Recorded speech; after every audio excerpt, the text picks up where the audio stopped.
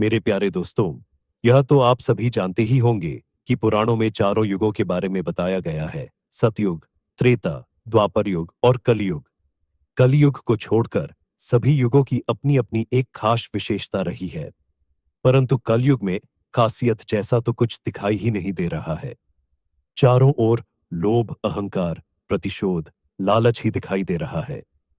कलयुग को मानव जाति के लिए एक श्राप जैसा ही माना हुआ दिखाई दे रहा है, जिसे इस युग में जीने वाला हर इंसान भुगत रहा है। लेकिन क्या आपने कभी सोचा है कि कलयुग का अंत किस प्रकार होगा और कलयुग के पश्चात कौन सा युग आएगा? तो आइए हम आपको इस वीडियो के माध्यम से बताते हैं कि कलयुग के बाद कौन से नए युग की शुरुआत होगी और कैसा होगा यह नया युग। नमस्कार दोस्तों, भक्ति ज्ञान सागर पर आपका तहे दिल से स्वागत है।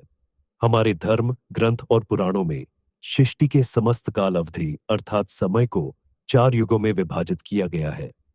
यह चार युग है: सतयुग, त्रेता युग, द्वापर युग और कलयुग। हमारे धर्म ग्रंथों के अनुसार युगों के परिवर्तन का यह 22वां चक्र चल रहा है। भागवत गीता में इस बात का अनुसरण भी किया गया है। बदलाव ही इस समस्त सृष्टि का नियम है।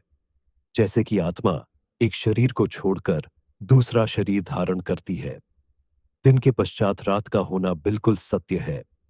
जैसे आपने देखा होगा कि ऋतुएं अपने निश्चित समय के पश्चात परिवर्तित होती रहती है, ठीक उसी प्रकार एक निर्धारित काल अवधि के पश्चात इस समस्त सृष्टि में युग का परिवर्तन होना भी बिल्कुल सत्य है। शास्त्रों के अनुसार कलयुग 4,32,000 साल का है, जिसमें अभी 4,27,000 साल बचे हुए हैं। इसके पश्चात कलयुग के अंत होने में अभी काफी समय है। लेकिन कलयुग का अंत कैसा होगा, इसका पूरा विस्तार आपको ब्रह्म पुराण में मिलेगा। ब्रह्म पुराण के अनुसार कलयुग के आखिरी में मनुष्य की आयु महज 12 वर्ष रह जाएगी। इसके दौरान मानव जाति का पतन होगा। लोगों में उद्देश्य और दुर्भावना बढ़ेगी। जैसे जैसे समय व्यतीत होता जाएगा, नदियां, पेड़, पहाड़ सब सूखती जाएंगी।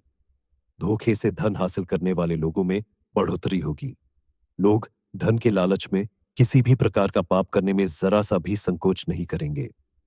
कलयुग के 5,000 साल पूरा होने के पश्चात गंगा नदी सूख जाएगी और पुनः बैकुंठ धाम लौट जाएगी।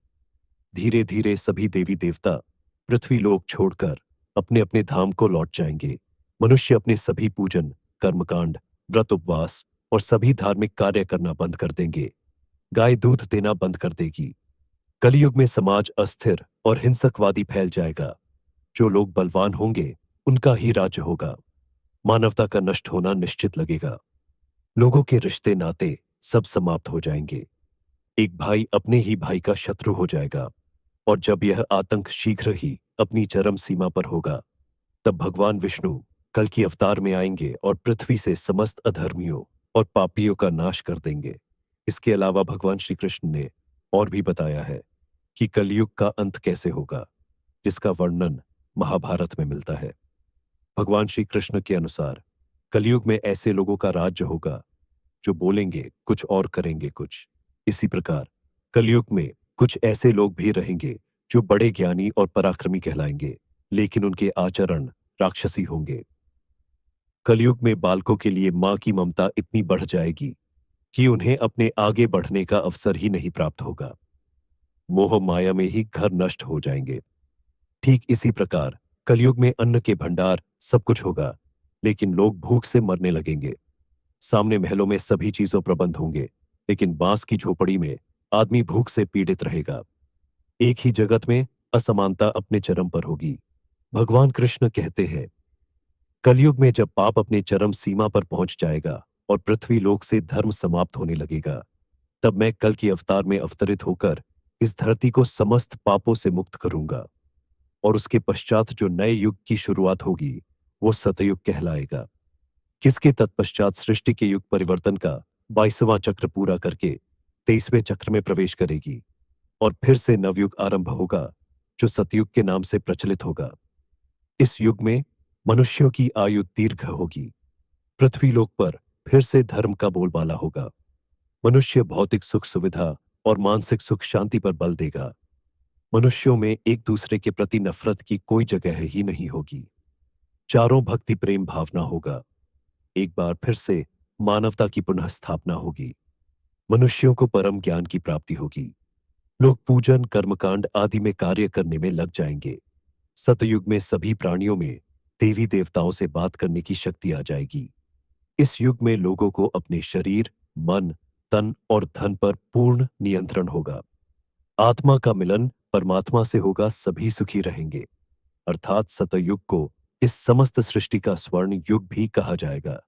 लेकिन दोस्तों, कलयुग को अभी अपना काफी लंबा सफर तय करना है और सतयुग के आने में लाखों वर्ष बाकी है। तो क्यों ना हम लोग कलयुग में ही अपने धर्म और कर्म से सतयुग की तरह ही अपने जीने का प्रयास करें, क्योंकि ग्रंथों में भी इस बात का विस्तार मिलता है कि कलयुग में सतयुग की तरह ही सुख की प्राप्ति होगी। इसी तरह युगों युगों से जुड़ी और भी जानकारी से हम आपको साझा कराते रहेंगे। आज की इस वीडियो में बस इतना ही। आपने इस वीडियो को देखने में हमारा पूरा साथ दिया, इसके लिए आपका बहुत बहुत धन्यवाद। और ऐसे ही और वीडियो देखने के लिए हमारे चैनल भक्ति ज्ञान सागर को सब्सक्राइब कर ले।